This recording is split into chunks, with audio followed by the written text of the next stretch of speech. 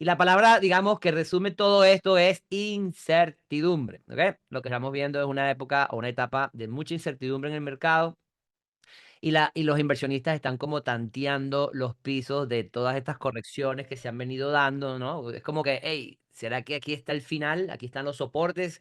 ¿Será que aquí terminan esas correcciones? ¿Será que es el momento de comprar el dip de una vez y aprovechar la próxima ola alcista?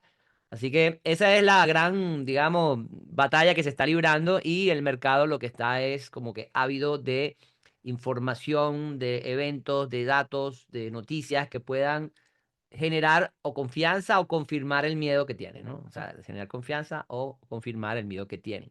Ayer, un ejemplo vivo de la sensibilidad del mercado fue Netflix, ¿no? Netflix ayer tuvo unos earnings que si bien falla en earnings per share y es el gran golpe que el mercado castiga, cuando uno entiende lo que está detrás, uno se da cuenta que el efecto fue algo puntual, fue una situación puntual relacionada con Brasil, con temas de impuestos, pero vean la sensibilidad del mercado. El mercado no perdona, es decir, si no me estás dando confianza absoluta, yo me retiro y mejor corro y espero porque tengo miedo, ¿no? Y eso es lo que efectivamente el mercado ayer nos demostró con el caso de Netflix, ¿no? Que venía acumulando valor en una zona elevada y en el que yo le decía, miren, si hay un pequeño detonante, una pequeña falla, la caída va a ser monumental y lo fue.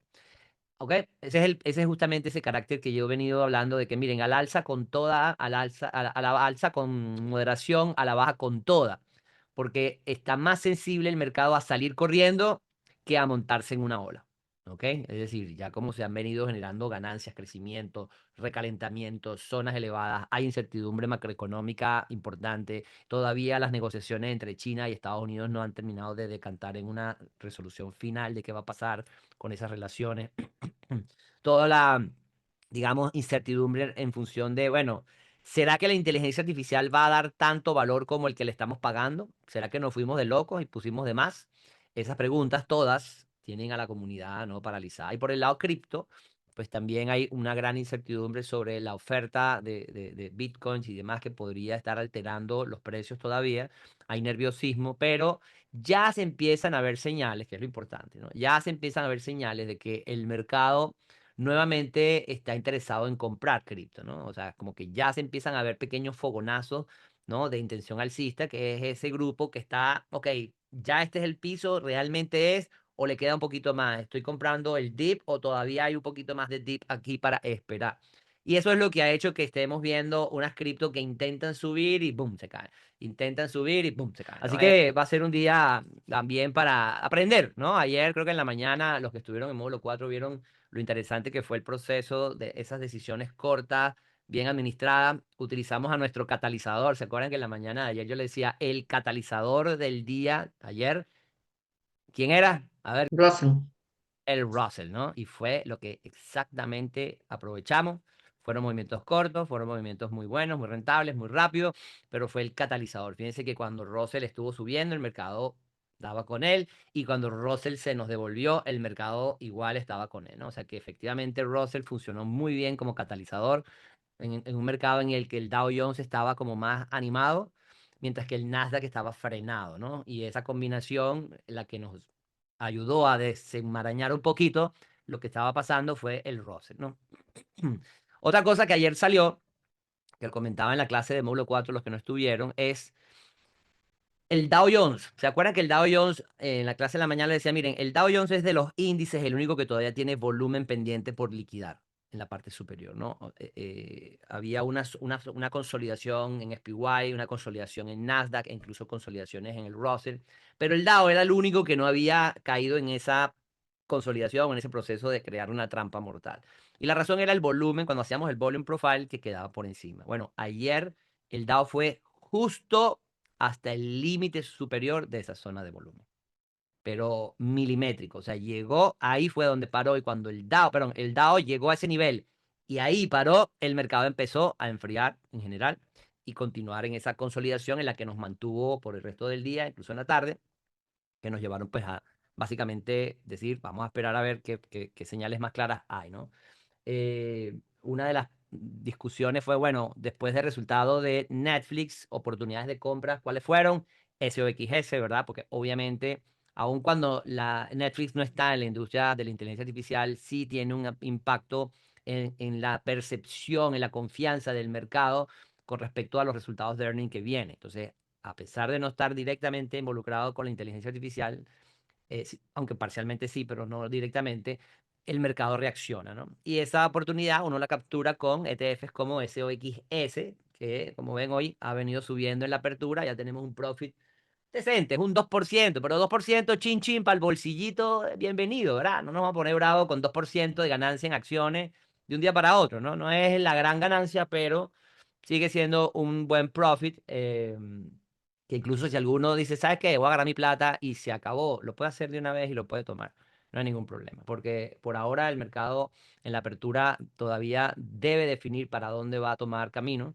Y como han visto en el pre-market, no lo está mostrando claramente, ¿no? El mercado prácticamente está apuntando a abrir muy cercano de donde cerró, excepto activos como este, como SOXS, que ya tiene un gap favorable, que vamos a aprovechar, obviamente. Ya como les digo, está en el orden, está en 1.9% exactamente de ganancia. Otro activo que ayer se podía haber considerado y algunos lo evaluamos, yo lo revisé, yo lo compré en una de mis cuentas personales, por eso les mandé un pedacito de la foto, porque no era la cuenta del challenge, porque esa no está en la cuenta challenge, sino les mandé un pedacito de la cuenta de mi suegro, de hecho es esa. Y ahí les mostré que, bueno, yo ayer tomé posición en el Tesla alcista, en TSLL, en el ETF alcista. Hombre, y cuando tú tienes incertidumbre, ante cualquier estímulo que no te sea favorable, tú corres, ¿no? Es como, tengo incertidumbre, la cosa se ve negra, corre que el barco se va a hundir. Entonces, ese comportamiento es el que vamos a seguir viendo.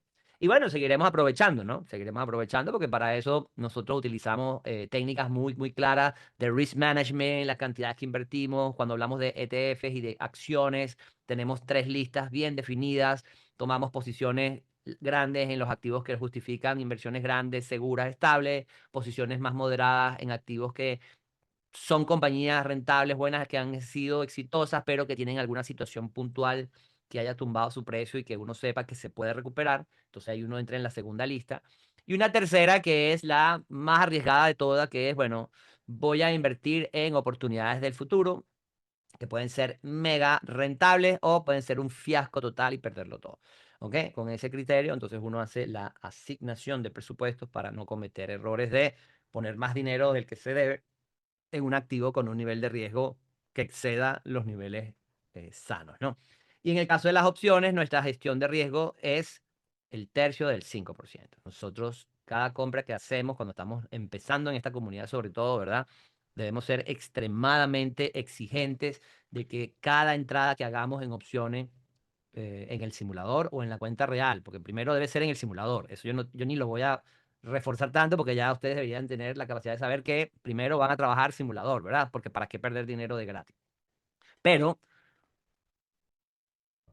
siempre con la disciplina de entrar con un tercio del 5%, que es aproximadamente 1,5, 1,6% de tu cartera total. Así que el nivel de dinero que vas a exponer es un porcentaje pequeño de tu cuenta para que en casos de que falle y que va a fallar con frecuencia por el alto riesgo de ese negocio, las pérdidas sean, ¿no?, controladas en ese nivel. Y por el lado del éxito, cuando te vaya bien, para que ese 1,5 no se quede corto y puedas maximizarlo, nos activamos en escaleras de oro. Ayer hicimos escaleras de oro en IWM en la mañana, pam, pam, pam, tranquilito, relajado, con cafecito en mano, y pudimos hacer profit en un contexto muy lento y muy pesado que hubo ayer. Por lo tanto, fíjense lo poderoso que es aplicar muy bien la metodología y la gestión de riesgo. Y la gestión de riesgo, ¿no? Había un trade fallido iniciando el día, ¿se acuerdan? Estábamos menos 800 con una compra que yo tenía de Ethereum y arranqué con menos $800 en negativo. Y luego las escaleras de Russell, que fue el catalizador que seleccionamos para priorizar en este rally, nos permitió hacer escaleras que compensaron en la primera el 100% de lo que yo tenía perdido de Ethereum. Había perdido 800 y la primera escalera solo de Russell dio $1000. O sea que ya ahí se netearon los efectos y me dejó positivo. Y ya la segunda escalera de Russell en maximización me permite sacar otros 1000 más y ya empezar a generar crecimiento en la cartera en lugar de crecimiento, ¿no? Entonces, esa rigurosidad, disciplina es muy importante que la mantenga. ¿Ok? Bueno, muy bien. Vamos